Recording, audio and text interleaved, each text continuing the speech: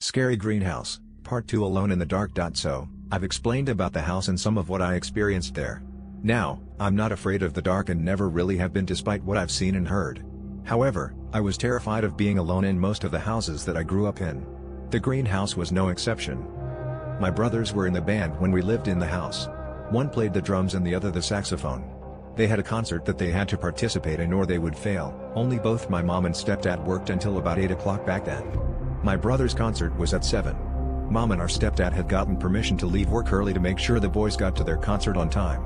Unfortunately, our stepdad was a cook, and the person meant to cover the rest of his shift was late getting there, and we had only one car. My brothers are not really known for their patience, so they left the house around 6:30, leaving me alone in the house. I was only 9 at the time and the house always creeped me out. We had 2 dogs at the time, but they were outside dogs. Mom called, expecting my oldest brother, who is 4 years older than I, to answer. Imagine her shock at hearing my voice. Now, my mom knows about the things that I experienced in that house and others. She doesn't believe me, but she knows. She told me to just turn on the TV, and I would be fine until they got there. Spoiler, I was not. I watched the clock, waiting for them to get home. It was about 7:15 when the sounds started. Some could be explained as an old house settling, while others could not. A house settling does not sound like a little girl giggling from upstairs in my room, or chains rattling in the basement. At about 7:20, things got worse. As my mom had said, I turned on the TV and was waiting for them to get home.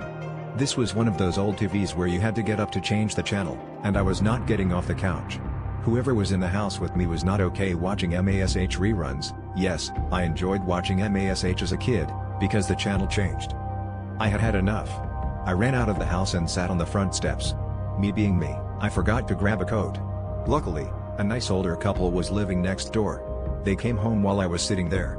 They called my mom and told her that I would be at their house. They sat me down in their living room with cartoons and a popsicle. Needless to say, my brother's in so much trouble. Their explanation for leaving me alone was that they didn't want to have to babysit their little sister. Yeah, that did not go over well with the parents, as you can imagine. My brothers never left me home alone after that. We moved shortly thereafter, but my paranormal experiences were far from over.